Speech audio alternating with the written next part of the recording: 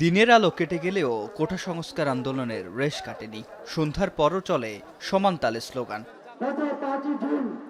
9 ঘন্টার অবরোধ কর্মসূচি শেষে ঘোষণা আসে বাংলা ব্লকেট কর্মসূচি অব্যাহত রাখার।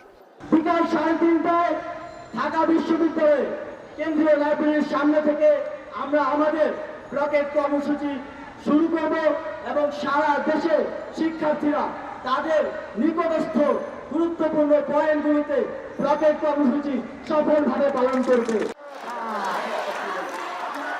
বুধবার শিক্ষার্থীদের স্লোগান শাহবাগ কিংবা নীলক্ষেতের আশপাশের এলাকায় সীমাবদ্ধ থাকেনি, ছড়িয়ে পড়ে ঢাকার প্রায় সব প্রান্তে।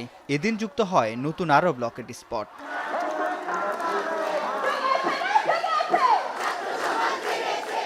বাংলা ব্লকেটের তৃতীয় দিনে সকাল সন্ধ্যা অবস্থান কর্মসূচি পালন করে শিক্ষার্থীরা। সকাল 10টা থেকে শুরু হয় মিছিল। ঢাকা বিশ্ববিদ্যালয়ের বিভিন্ন হল ও বিভাগের শিক্ষার্থীরা যুক্ত হয় কেন্দ্রীয় গ্রন্থাগারে। পরবর্তীতে অবস্থান নেয় শাহবাগ, বাংলা মোটর, ফার্মগেট ও এর আশপাশের এলাকায়। দাবি একটাই, স্থায়ীভাবে করতে হবে কোটা সংস্কার, সংসদে পাশ করতে হবে আইন।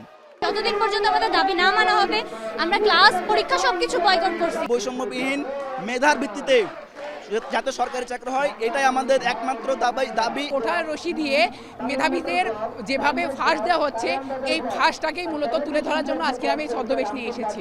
কোটার কারণে তারা এখানে সুযোগ পাচ্ছে না, এই কারণে আমরা চাই কোটা বাতিল হোক, অথবা যদি থাকেও খুবই ন্যূনতম সংখ্যায় থাকুক। আমাদের দাবিটা শুধুমাত্র প্রথম আর দ্বিতীয় শ্রেণীর চাকরির জন্য না, আমরা প্রথম থেকে চতুর্থ শ্রেণীর চাকরির জন্য সর্বোচ্চ 5% কোটা চাই। দীর্ঘস্থায়ী দুর্ভোগ থেকে এই জাতিকে মুক্ত করার জন্য এই সাময়িক জনদুর্ভোগ জাতি মেনে নেবেন বলে আমরা বিশ্বাস করি।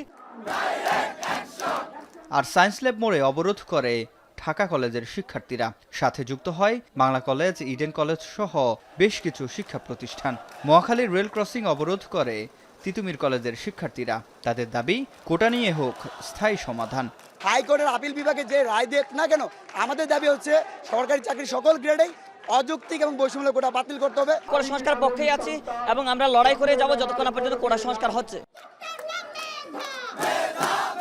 এদিন আপিল বিভাগের দেয়া আদেশের প্রতিক্রিয়ায় শিক্ষার্থীরা জানান, এটি তাদের আন্দোলনে কোনো প্রভাব ফেলবে না।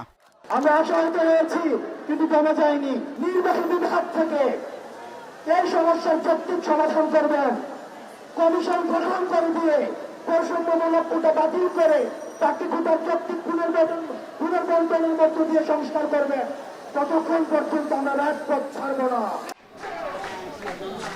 সিফাত শাহরিয়ার, এখন, ঢাকা। 250টিরও বেশি ডিজাইন অপশন নিয়ে ওয়ালটন স্মার্ট ফ্রিজ, বোঝে আপনার প্রয়োজন।